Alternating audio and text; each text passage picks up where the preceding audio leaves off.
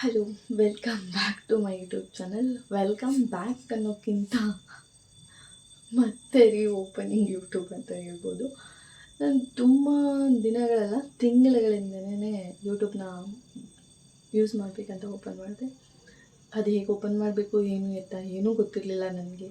ಅದನ್ನು ಯೂಟ್ಯೂಬಿಂದನೇ ನೋಡಿಕೊಂಡೆ. ನಾನು ಮಾಡ್ಬೋದಲ್ಲ, ಮನೇಲಿ ಇರ್ತೀನಲ್ವ, ನನ್ನ ಜೊತೆ ನನ್ನ ಮಗ ಕೂಡ ಇದ್ದ, ಮಾಡ್ಬೋದಲ್ಲ, ಟ್ರೈ ಮಾಡ್ಬೋದಲ್ಲ ಅಂತ ಅದನ್ನು ಹೇಗೆಲ್ಲ ಮಾಡ್ಬೋದು ಅಂತ ಯೂಟ್ಯೂಬಲ್ಲೇ ನೋಡ್ಕೊಂಡು ಯೂಟ್ಯೂಬ್ ಚಾನಲ್ ಓಪನ್ ಮಾಡಿದೆ. ಫಸ್ಟು ನಾನು ಸ್ಟಾರ್ಟ್ ಮಾಡಿದಾಗ ಅದು ಕುಕ್ಕಿಂಗ್ ಬ್ಲಾಗ್ ಆಗಿತ್ತು. ಬರ್ತಾ ಬರ್ತಾ ಅದು ಡೈಲಿ ಬ್ಲಾಗ್ ಆಯಿತು. ಇವಾಗ ಬೇಡ, ಯೂಟ್ಯೂಬ್ ಚಾನಲ್ ಅಂತ ಇಡೋಣ.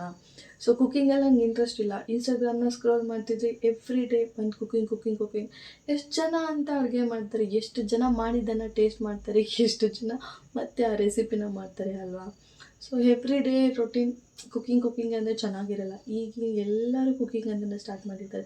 ಬೇಡ, ಡಿಫ್ರೆಂಟಾಗಿ ನಾವು ಒಂದು ಏನಾದರೂ ಮಾಡೋಣ ಅಂತ ಡೈಲಿ ಬ್ಲಾಗ್ ಮಾಡಿದೆ. ಏನೋ ಅದರಲ್ಲೂ ನನಗೆ ಇಷ್ಟನೇ ಆಗಲಿಲ್ಲ. ಅದೇ ಬೆಳಗ್ಗೆ ಎದ್ದು ಏನು ಮಾಡಬೇಕು ಇದೆಲ್ಲ ಏನು ನಾವು ತೋರಿಸ್ಬೇಕು ಮಾಡಬೇಕು ಅದೆಲ್ಲ ಏನೂ ಅನ್ನಿಸ್ಲಿಲ್ಲ. ಸೊ ಹಂಗಾಗಿ ಅದನ್ನು ಸ್ಟಾಪ್ ಮಾಡಿ ಇವಾಗ ಬೇರೆ ಥರ ಮಾಡೋಣ. ಯೂಟ್ಯೂಬಲ್ಲಿ ಕುಕ್ಕಿಂಗೇನಾ ಇಲ್ಲ ಡೈಲಿ ಬ್ಲಾಗೇನಾ, ಬೇರೆಯೂ ಇರುತ್ತೆ ಅಲ್ವಾ. ಏನಂದರೆ ಬೇರೆ ಅಂದರೆ ನಾವು ಕೆಲವೊಂದನ್ನು ಕೇಳಿದ್ದೀವಿ ಕತೆಗಳ ಮುಖಾಂತರ, ಕೆಲವೊಂದನ್ನು ನೋಡಿದ್ದೀವಿ ನಮ್ಮ ಕಣ್ಮುಂದೆನೇ. ನಾವು ಚಿಕ್ಕವರಿದ್ದಾಗ ಈಗ ಬೆಳೀತಾ ಬೆಳೀತಾ ಏನೋ ಒಂದು ನಮ್ಮ ಮುಂದೆನೇ ಸ್ಟೋರಿ ಇರುತ್ತೆ. ಆ ಸ್ಟೋರಿನ ನೋಡಿರ್ತೀವಿ ನಾವು, ಇಲ್ಲ ಬೇರೊಬ್ಬರು ಲೈಫಲ್ಲಿ ಆಗಿರುತ್ತೆ, ಅದು ನಮ್ಗೆ ಗೊತ್ತಿರುತ್ತೆ. ಸೊ ಏನೋ ಈ ಥರದ್ದು ಸ್ಟೋರಿನ ಕೆಲವೊಬ್ಬರು ಹೇಳ್ದಾಗ ನಾವು ಅವರಿಗೇನೋ ಸಮಾಧಾನ ಆಗ್ಬೋದು, ಬೇರೆ ಥರನೇ ಇರ್ಬೋದು.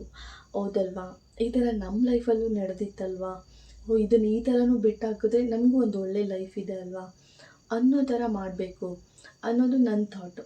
ಸೊ ಇದೇ ಅಂತ ಏನಲ್ಲ, ಬೇರೆ ಬೇರೆ ಥರ ಏನಾದರೂ ಫನ್ನಿ ಮೂಮೆಂಟ್ಸ್ ಇದ್ದಾಗ ಇವಾಗೆಲ್ಲ ಬೆಂಗಳೂರಲ್ಲಿ ಇವಾಗಿನ ಜನ ಹೇಗೆ ಜನ್ರೇಷನ್ನವರೇ ಅಂದರೆ ಎಲ್ಲ ಬೆಂಗಳೂರು ಅಂತ ಕೆಲವೊಂದು ಪದ್ಧತಿ ಅಂದರೆ ನಂಗೆ ತುಂಬ ಗೊತ್ತಿದೆ ಅಂತಲ್ಲ, ಹಳ್ಳಿ ಸಂಪ್ರದಾಯನ ಮರ್ತಿದ್ದಾರೆ. ಸೊ ನಾವು ಊರುಗಳಿಗೆ ಹೋದಾಗ ನಾವೆಲ್ಲ ಹೇಗೆ ಹಬ್ಬಗಳನ್ನು ಜಾತ್ರೆಗಳನ್ನು ಸೆಲೆಬ್ರೇಷನ್ ಮಾಡ್ತೀವಿ, ಎಲ್ಲರೂ ಮಾಡ್ತೀವಿ. ಬಟ್ ಆಗಿಗಿಂತ ಇವಾಗ ಕಡಿಮೆ ಆಗಿದೆ. ಜಾತ್ರೆ ಅಂದರೆ ಒಂದು ವಾರಗಟ್ಟಲೆ ಕ್ಲೀನಿಂಗು ಇದೇ ಥರ ಇತ್ತು. ಇವಾಗ ಏನಂದರೆ ನಾಳೆ ಬೆಳಗ್ಗೆ ಜಾತ್ರೆ ಅಂದರೆ ಇವತ್ತೇ ಸ್ವಲ್ಪ ಕೆಲಸ ಆಗೋದು. ನಮ್ಮ ಹಳ್ಳಿಗಳ ಕಡೆ ಇವಾಗಲೂ ಇದೆ, ಬಟ್ ಸಿಟಿಲಿ ಆ ಥರ ಇಲ್ಲ. ಏನಪ್ಪ ಅಂದರೆ ನಾಳೆ ಹಬ್ಬ ಅಂದರೆ ಇವತ್ತೆಲ್ಲ ಕ್ಲೀನ್ ಮಾಡ್ಕೊಳ್ಳೋದು, ಬೆಳಗ್ಗೆ ಹಬ್ಬ ಮಾಡೋದು, ಡ್ಯೂಟಿಗೆ ಹೋಗೋದು, ಇದೇ ನಮ್ಮ ಲೈಫ್ ಆಗಿದೆ. ಜೊತೆಲಿ ಕೂತ್ಕೊಂಡು ಊಟ ಮಾಡೋಂಗಿಲ್ಲ, ಒಂದು ಜೊತೆ ದೇವಸ್ಥಾನಕ್ಕೆ ಹೋಗೋಂಗಿಲ್ಲ. ಈಗ ನಾನು ಬರಲಿಲ್ಲ ಅಂದರೂ ಈ ಹಬ್ಬಕ್ಕೆ ಬರೋಕ್ಕಾಗಲ್ಲ ಅಮ್ಮ, ನೆಕ್ಸ್ಟ್ ಹಬ್ಬಕ್ಕೆ ಬರ್ತೀನಿ, ಈ ಥರ ರೀಸನ್ಗಳಾಗ್ಬಿಟ್ಟಿದೆ ನಮಗೆ. ನಾವು ತುಂಬ ಮೆಮೊರೀಸ್ನ ಬೆಂಗಳೂರಿಗೆ ಬಂದು ಕಳ್ಕೊತಿದ್ದೀವಿ. ಒಂದು ನಮ್ಮ ಕಮಿಟ್ಮೆಂಟ್ಸ್ಗಳನ್ನ ಜಾಸ್ತಿ ಮಾಡ್ಕೊಂಡಿದ್ದೀವಿ. ಸೊ ಅದ್ರ ಮಧ್ಯೆ ನಮಗೊಂದು ರಿಲೀಫ್ ಅಂತ ಸಿಗಬೇಕು ಅಲ್ವಾ. ಸೊ ಹಾಗಾಗಿ ಒಂದಿಷ್ಟು ಕಥೆಗಳನ್ನು ತುಣುಕಾಗ್ತಾ ಹೋದಾಗ ನಮ್ಮ ಲೈಫು ಸ್ವಲ್ಪ ಹ್ಯಾಪಿ ಅನಿಸುತ್ತೆ ಅಂತ ನನ್ನ ಭಾವನೆ. ಹಾಗಾಗಿ ಬೇರೆ ಥರ ಯೂಟ್ಯೂಬ್ನ ಸ್ಟಾರ್ಟ್ ಮಾಡೋಣ. ಬೇರೆ ಥರ ಅಂದರೆ ಯೂಟ್ಯೂಬ್ನ ಚೇಂಜ್ ಮಾಡೋದಲ್ಲ, ಒಂದಿಷ್ಟು ಸ್ಟೋರಿಗಳನ್ನು ಹೇಳೋದು, ಒಂದಿಷ್ಟು ಅಜ್ಜಿ ಹೇಳಿದ ಕಥೆಗಳನ್ನು ಈಗಿನ ಜನ್ರೇಷನ್ನಿಗೆ ತಕ್ಕಂತೆ ಹೇಳೋದು. ಕಥೆಗಳನ್ನು ಅಂದರೆ ದಿನ ಯೂಟ್ಯೂಬ್ ಮಾಡ್ತೀನೋ ಅಂತ ಕಥೆಗಳು ಹೇಳ್ಕೊಂಡು ಕೂತ್ಕೊಳ್ಳೋದಲ್ಲ, ಈಗಿನ ಲೈಫಲ್ಲಿ. ಸೊ ಈ ಥರ ಮಾಡ್ಬೇಕು ಅಂದ್ಕೊಂಡಿದ್ದೀನಿ. ನನ್ನ ಥಾಟು ಇಷ್ಟ ಆಗಿದ್ದರೆ ಎಸ್ ಅಂತ ಕಮೆಂಟ್ ಮಾಡಿ, ಇಲ್ಲಾಂದರೆ ನೋ ಅಂತ ಕಮೆಂಟ್ ಮಾಡಿ. ಸೊ ಬೇಜಾರೇನಿಲ್ಲ. ಯಾಕೆ ಅಂದರೆ ನನಗೆ ಗೊತ್ತಿರೋದಷ್ಟನ್ನೇ ಹೇಳೋದಕ್ಕಿಂತ ಕೆಲವೊಬ್ಬರ ಕಡೆಯಿಂದ ಈ ಥರ ಒಪಿನಿಯನ್ ಸಿಕ್ಕಾಗ ನಮಗೂ ಸ್ವಲ್ಪ ಇಷ್ಟ ಆಗುತ್ತೆ. ಸೊ ಹಂಗಾಗಿ ಕಮೆಂಟ್ ಮುಖಾಂತರ ತಿಳಿಸಿ, ಹೌದೋ ಇಲ್ವೋ ಬೇಡ.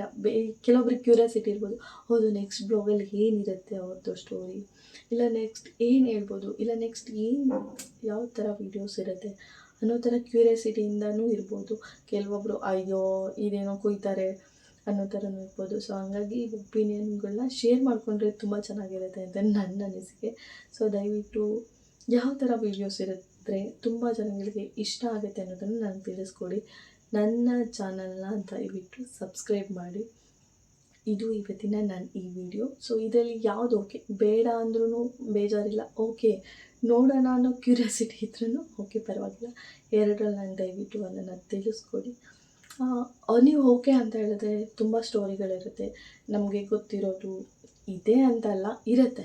ಕೆಲವೊಬ್ಬರ ಕಡೆಯಿಂದ ತಿಳ್ಕೊಳೋದಾಗಲಿ, ಕೆಲವೊಬ್ಬರು ನಮ್ಮ ಫ್ರೆಂಡ್ಸು, ನಮ್ಮ ಮನೆ ಅಕ್ಕಪಕ್ಕ ಈ ಥರ ನಮಗಿತ್ತು, ಈ ಥರ ಆಯಿತು, ಹಿಂಗಿದ್ವಿ, ಹಿಂಗಾದ್ವಿ ಅನ್ನೋದಿರುತ್ತಲ್ವ. ಅದನ್ನು ನಾನು ನಿಮ್ಮ ಹತ್ರ ಶೇರ್ ಮಾಡಿದಾಗ ನಿಮ್ಮ ಲೈಫಲ್ಲೂ ನಿಮ್ಮ ಫ್ರೆಂಡ್ ಬ್ಯಾಕ್ಗ್ರೌಂಡಲ್ಲೂ ಯಾರ್ದಾದ್ರು ಒಬ್ಬರು ಸ್ಟೋರಿ ಆಗಿರುತ್ತೆ ಅಲ್ವಾ.